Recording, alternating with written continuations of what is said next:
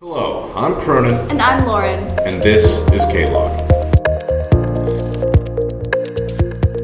Using K-Log's NFC temperature loggers is simple. Just program, push to start, and read with your smartphone. Programming the K-Log NFC loggers can be done with either the Kaye NFC software and an NFC cradle, or with an Android device. They can be read with the KayeTag app for Android or iPhone. Let's get started by learning how to read loggers. For Apple users, you will need to have the KayeTag app loaded from the App Store. Once loaded, activate the app and hold the logger up to your device. The app will display the data dashboard with a listing of the temperature recordings and send this information to the KayeTag console. By using the icons at the bottom of the screen, you can toggle between this data view and a graph view of the information. Also, on the KayeTag Apple Data dashboard, you can look at the logger information and profile. Finally, you can download a PDF report to the files on your device, which includes graphed information, main temperature breaches, and logger information. For Android devices, reading the NFC logger is different from reading with an Apple device. First, you will need to download the KayeTag app from Google Play. If you try to scan the NFC logger without having the app downloaded, you will receive a prompt to download it. Once KayeTag has been downloaded, tap the NFC logger with your Android device. Remove it when prompted, then tap it again. This should bring up the main temperature data screen. If the logger is new, there should not be any data. If it has been in service, you will see temperature information for that logger.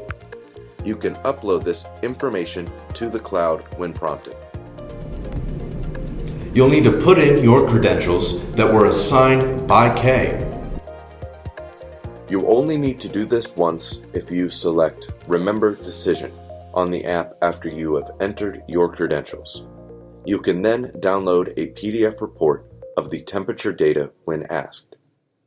The app then asks permission to access the folders on your device in order to save the PDF report. On a side note, you can change the temperature units to Celsius or Fahrenheit in the settings screen. This is accessed by touching the three-dot icon on the upper right of the home screen under Settings. Now, you can choose from a few options in the main screen. We will address all of these later, but for now, let's start a new recording. To do this, select Start a New Recording and a profile from the menu. Profiles can be saved, so there may be an existing profile to choose. There are basic, shipping, and default profile settings in the app. Basic provides 2 fields for data and will cover many of the profile applications. With the Android device, you can either type in the field information or scan barcodes using the phone's camera to input the information. These could be barcodes found on a purchase order or shipping document.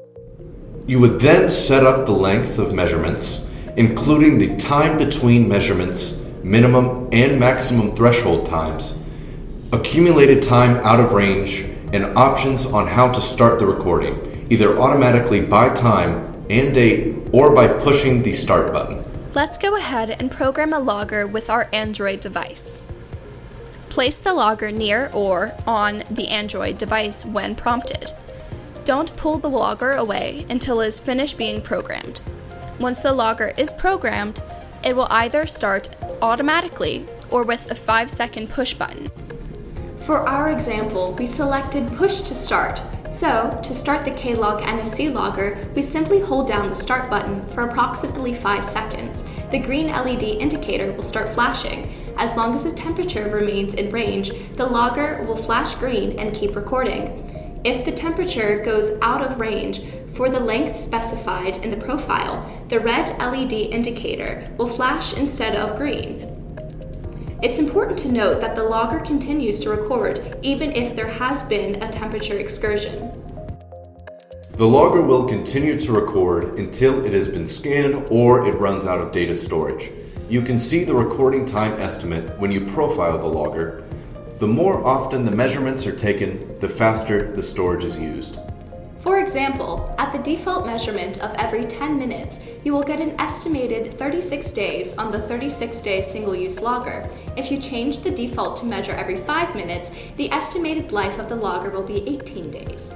Once again, to read the logger, you just need to tap the logger with your Android device. You'll see the KayeTag splash screen. Tap the logger a second time to read it. You can download a PDF report of the measurements to the cloud if you select that option. If you select Remember Decision, you will always download the PDF to the cloud. The basic measurement information should be displayed on your screen with several menu options. Back at the main screen, you'll see the option for logger info. This gives you basic information on the logger itself, plus the expiration date of the logger and the amount of recording time left on the logger. This is especially useful for reusable loggers. From this main screen, you can go into recording details. You'll see the profile on the logger. By hitting temperature graph, you'll be able to see the graphical chart of the temperature measurements. If you go back to the recording details screen, you can see that you have several other options. The first is to share the report. You can choose to email or text the report from the sharing options. The last option on the main screen is to restart recording.